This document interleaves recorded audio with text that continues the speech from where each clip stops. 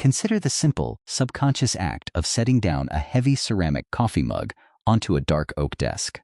You extend your arm, release your grip, and feel a solid, unyielding thud of contact echo through the wood. In that microscopic fraction of a second, two fundamental physical forces engage in a silent, invisible negotiation: the constant downward pull of mass toward the iron core of the earth, and the equal, opposite physical resistance of the wooden grain pushing back against it. This everyday physical reaction, known in classical mechanics as the normal force, is the unwritten contract underlying every human movement. It is what grants surface friction its grip, gives architectural engineering its structural foundation, and anchors every living object in a fixed coordinate of space. Without this permanent downward pull, the very concept of a floor becomes a distant memory, and the structural stability of human civilization vanishes in an instant. Then, on an ordinary Tuesday morning, without a sound, warning, or atmospheric shift, that contract was permanently broken. When people attempt to visualize a sudden loss of planetary gravity, popular imagination almost always defaults to a serene, dreamlike weightlessness. We picture human beings floating peacefully through sunlit living rooms like astronauts drifting across an orbital space station, casually adjusting their posture in mid-air as if swimming through a calm, gravity-free sea. But the physical reality of a zero-gravity Earth is infinitely more violent, chaotic, and unforgiving. Without gravity, surface friction drops instantly to absolute zero. Every minor push against a doorframe, every sudden movement, or even a forceful cough becomes an unanchored kinetic propulsion vector. Unsecured furniture does not gently levitate. It bounces off walls and ceilings at dangerous speeds, launched by the slightest accidental impact. Outdoors, loose gravel, unanchored vehicles, and unprepared pedestrians do not hover peacefully in place. They ricochet into the upper atmosphere, propelled by residual momentum, ambient wind currents, and rising thermal drafts, transforming ordinary streets into lethal three-dimensional collision zones. To understand how human civilization adapted to this complete collapse of spatial permanence, we will examine this altered world through four distinct environments across the globe, observing how ordinary individuals reconstructed their daily existence when ground ceased to mean down. In the deep-water shipping channels of the port of Rotterdam, Netherlands, a harbor crane operator named Lucas grips the cold, grease-slicked steel of a heavy-duty carabiner, clicking it into a reinforced industrial eyelet welded directly into the terminal's subterranean concrete foundation.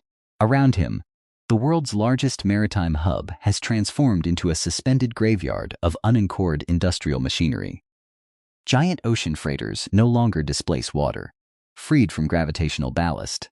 They hover meters above churning, weightless sea spray, while multi-ton freight containers break free from their stacks, drifting through the low-altitude air like silent iron monoliths. To navigate between control towers and docking platforms, harbor crews wear full-body climbing harnesses connected to a web of high-tension steel guide cables, stretched tightly across the facility. Every movement requires absolute mechanical discipline. A worker must secure a secondary safety lanyard before unclipping the primary line.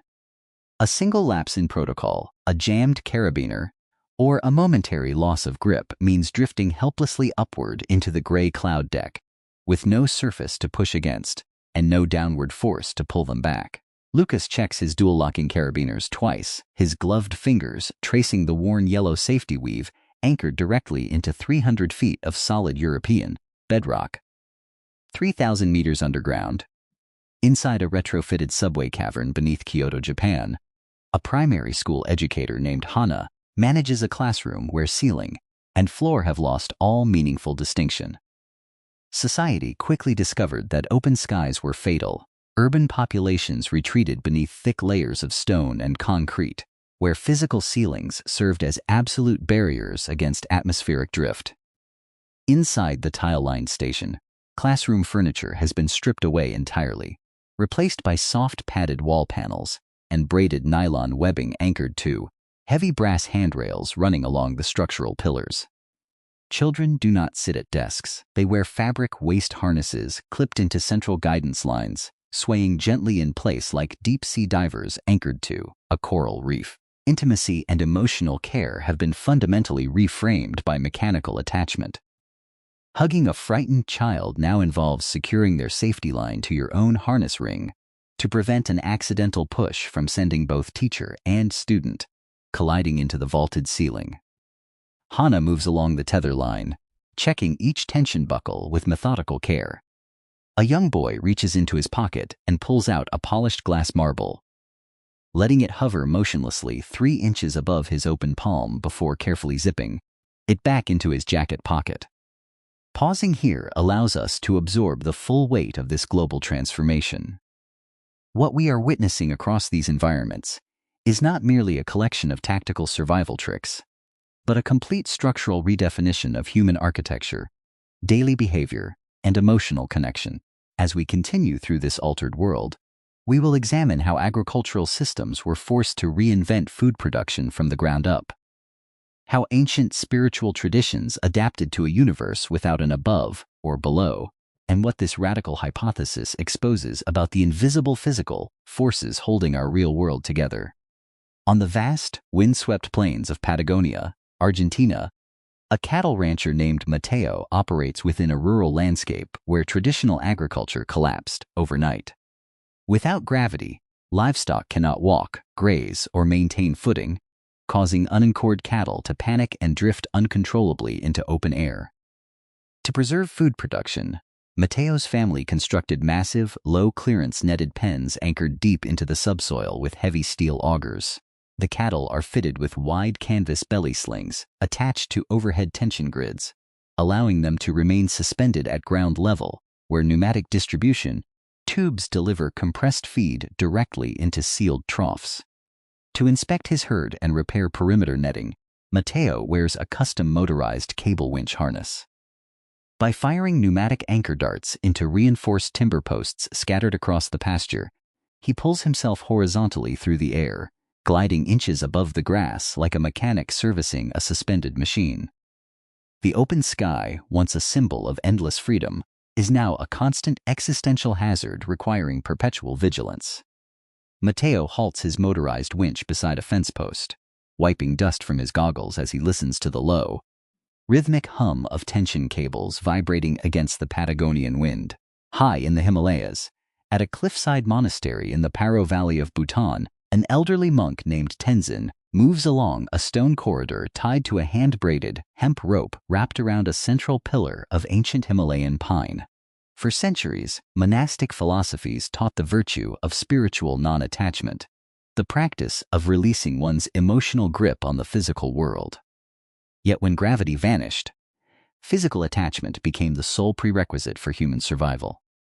The monastery's stone walls, once built to withstand mountain winds, now serve as a closed tethering grid.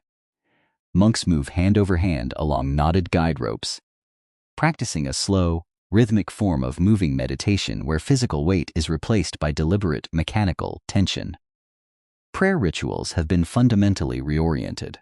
Monks no longer look upward to the sky during devotion, for the open sky now represents an infinite, unforgiving void.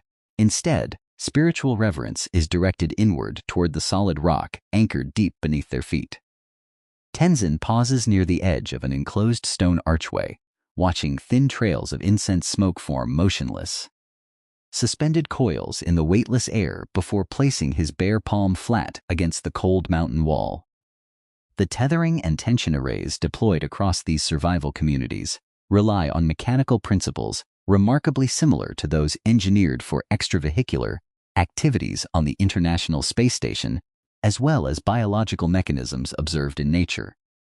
When astronauts conduct spacewalks outside an orbital module, they never rely on a single point of attachment. Instead, they use redundant, ratcheting safety lanyards connected to continuous steel guide rails, ensuring that kinetic energy is constantly transferred back into the rigid structure of the spacecraft. This exact mechanism mirrors the dragline silk strategy utilized by orb-weaver spiders. As a spider navigates complex three-dimensional space, it continuously spins a safety thread anchored to its point of origin, ensuring that a sudden gust of wind or loss of footing never results in terminal drift. In a world stripped of planetary gravity, human civilization adopted this precise biological and aerospace protocol, replacing gravitational stability with continuous, redundant mechanical tension. Stepping back from these localized survival strategies reveals a deeper, inescapable truth about our present reality. Gravity is the ultimate silent architect of human civilization.